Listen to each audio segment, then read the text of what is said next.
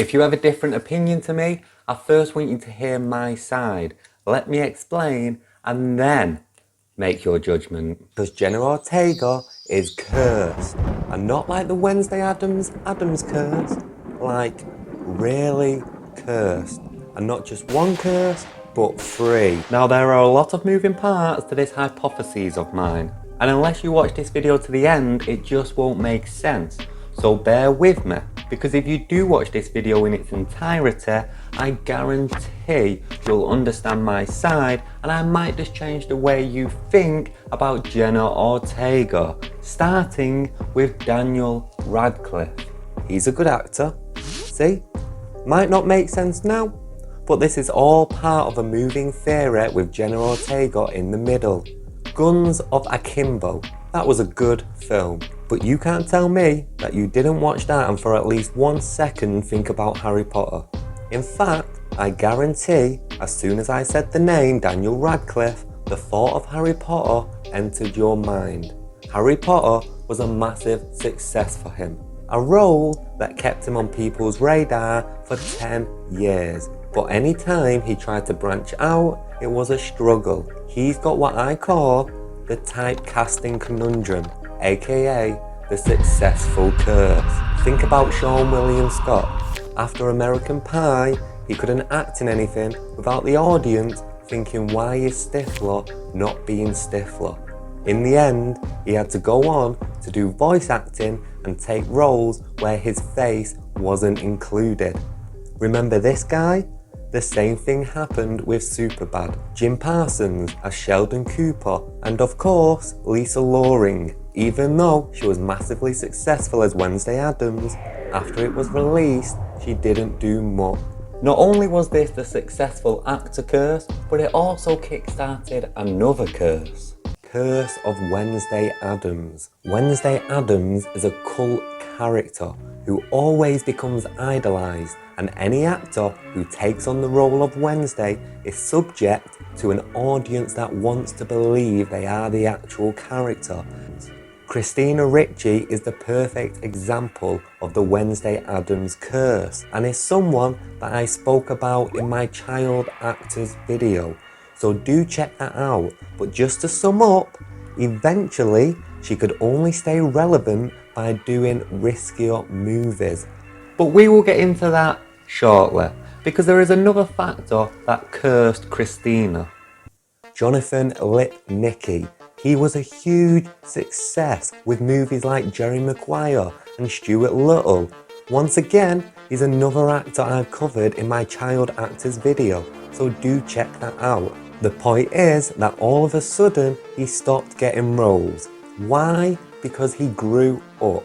Macaulay Culkin was slammed by the press because of how badly he aged. But the truth is, he looked normal. It's just he was no longer the cute kid from Home Alone that we was constantly comparing him to. Look at this girl. Nothing out of the ordinary here, yet she was highly criticised about how she looked. She was one of the biggest stars of the 90s and stopped getting roles because she doesn't look cute enough. And why? Because that right there is Mara Wilson, the kid from Matilda, Miracle on 34th Street and Miss Doubtfire. It's not that she doesn't look cute, it's that she doesn't look as cute as she did when she was a child. This is the aging actor's curse. Now I know what you're going to say. Jenna Ortega is not a child, so this can't be relevant, right? She might already be an adult who prior to Wednesday acted in X, an adult-themed movie where she played an adult character, but she is most well known for playing a young character. Wednesday is supposed to be around 15 to 16 years old, so that is how the large majority of people view Jenna. So as she takes on future roles, audiences will be judging how she grows, as well as studios deciding whether or not to book her. And for those studios, there's still very much toxic environment who will be judging Jenna on whether or not she's cute or pretty, as opposed to what really matters, her acting ability.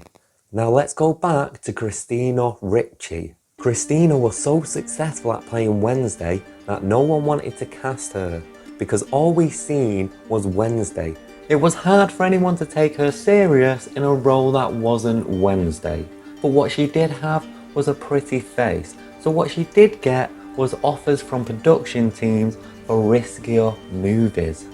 This is an example of what I call the PYA curse, the pretty young actor. This is a manipulation of the industry, usually involving a young female actor. When they find success, one of two things can happen. Firstly, the role is slowed down because of the successful actor curse, which I previously mentioned. But what does speed up is the objectifying of these women. And when it's not the studios, it's the audiences, all sexualizing this fictional character.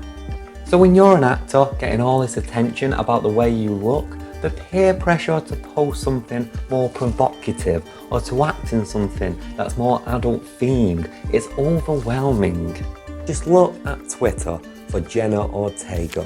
It's moved on from everyone talking about Wednesday Addams and is now taken over by people wanting to know what she's wearing, how hot she looks, who she's dating and who she's kissing. Look at Reddit. The top 20 posts in the hot category, 15 of those, which I looked at today, are objectifying.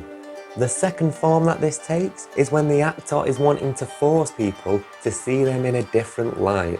When Miley Cyrus left Hannah Montana, nobody took her music seriously. She was just that little girl from Hannah Montana. That was until she threw herself more into adult-themed photo shoots and people's perception began to change. But back to Christina Ricci. She was growing up and she wanted people to see her as a woman. Not the little girl that did Wednesday Addams, but a serious, grown-up adult. So she took roles for women, about women, that forced people to see her as a woman. Unfortunately, these were terrible films.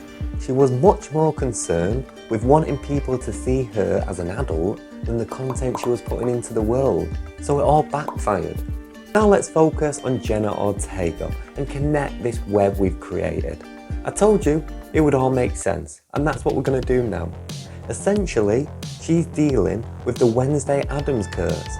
She's now a cult classic, a character that's an icon. It was also very popular and she did very well in it, meaning she has the successful actor curse. It'll be hard for her to branch out in roles that aren't typecast as Wednesday Addams. Then we have the PYA curse. We can already see how people are starting to objectify her. Now I'm not saying she's going to fail, but I'm a man of probability, and the probability is that she is going to fail. She's got three things riding over her head which usually sees the downfall of an actor. The chances are that she is going to fail.